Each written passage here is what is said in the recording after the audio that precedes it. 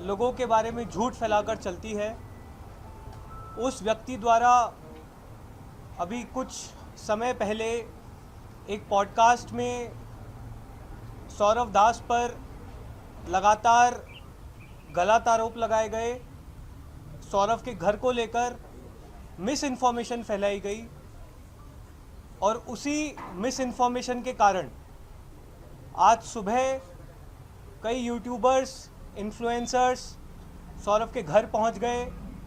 उनमें से कुछ लोगों ने घर में घुसने की भी कोशिश की और पूरी तरह से सौरव की और उसके परिवार की निजता का उल्लंघन किया।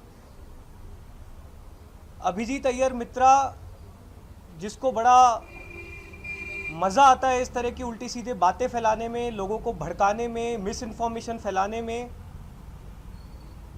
उसको हम ये बता देना चाहते हैं कि ये चीज़ें एक हद तक ही टॉलरेट की जाएंगी।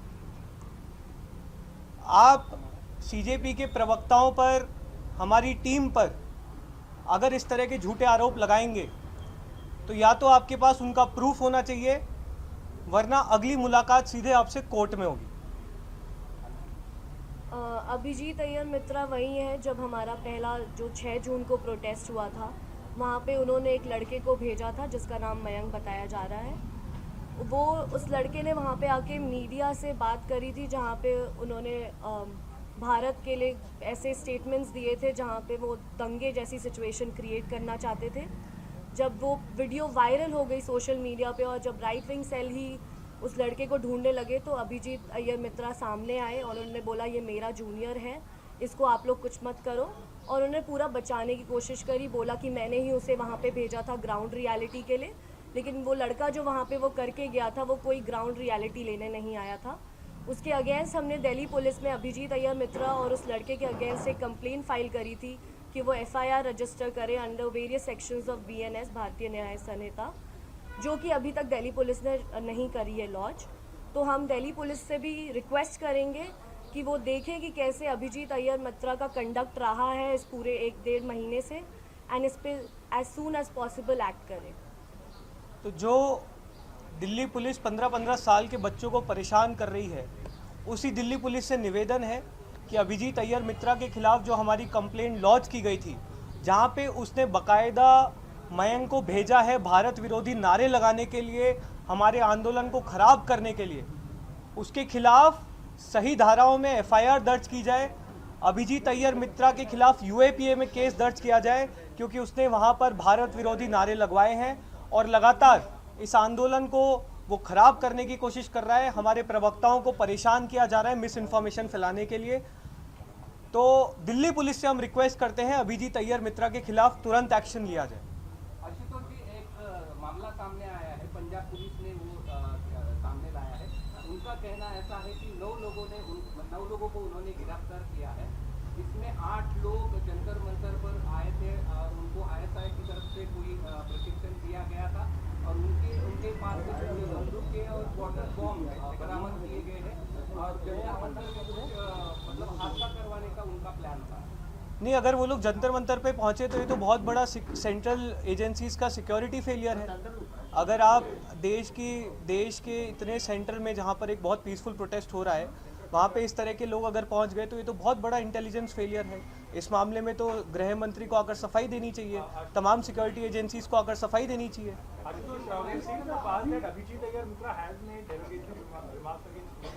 And we also saw Sanjay Dixit doxing a 15-year-old. Does the CJP formally plan to take this to court against these 2 particular individuals? We have already filed, as Ratna said, a complaint was already filed against Abhijit Ayyar Mitra and Mayank for the anti-national statements that were given on record.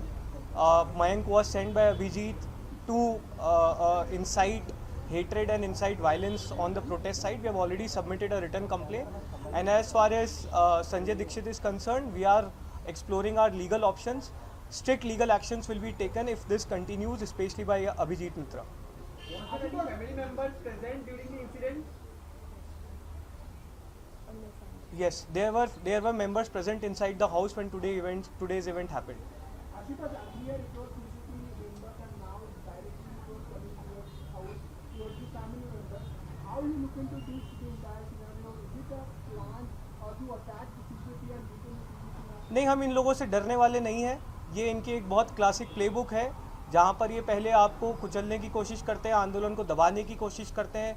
आंदोलन इनसे दबा नहीं तो हमारे खिलाफ उल्टी सीधी बातें की गई, वो भी लोगों ने जब नहीं स्वीकारी तो ये लोग वायलेंस फैलाने की कोशिश कर रहे हैं। लगातार प्रोटेस्ट साइट पे भी आप लोगों ने देखा होगा किस तरह से हमारे कार्यकर्ताओं के सर फोड़े गए, दीपके पर जयपुर में हमला किया गया, उस पर दिल्ली में इंक फेंकी गई, और अब इस तरह की घटनाएं हो रही है जहां पर हमारे सीनियर लीडर सौरभ के घर पर लोग भेजे गए हैं, उन्हें परेशान किया जा रहा है, उनके खिलाफ एक पूरा कैंपेन चलाया जा रहा है, नफरत फैलाई जा रही है।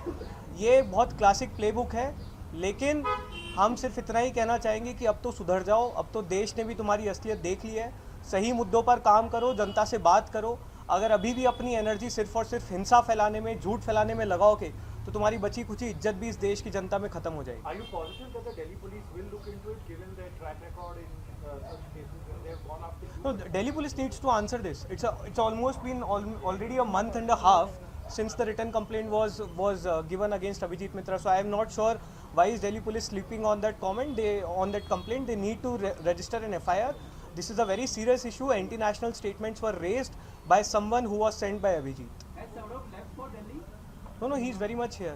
He's very much here. He's of course, as you can imagine, he's disturbed by what happened today morning. He's really concerned about the security of his family and so are we. But we want to make this clear, हम इनसे डरने वाले नहीं हैं। इस तरह की हरकतों से आप इस देश की जनता में गुस्सा और बढ़ा रहे हैं, और देश की जनता अगर एक बार गुस्से में आ गई तो फिर आपकी सरकार की बची कुछ इज्जत भी खत्म हो जाएगी। इसमें पश्चिम बंगाल में भी एक आदमी को अरेस्ट किया गया है, और पश्चिम बंगाल पुलिस ने कहा है कि उसको जंतर मंतर में जाकर पुलिस का ड्रेस पहनकर कैसा घूमा जाए, इसका भी उसको प्रशिक्षण दिया गया था। मतलब जैसे पंजाब पुलिस ने भी कार्रवाई की थी, वैसे पश्चिम बंगाल पुलिस ने भी कार्रवाई की है। क्या लगता है, ये सब साजिश है या नहीं, बिल्कुल, अगर इस तरह की चीज़ें जंतर मंतर पर हुई हैं तो ये बहुत बड़ा सिक्योरिटी फेलियर है।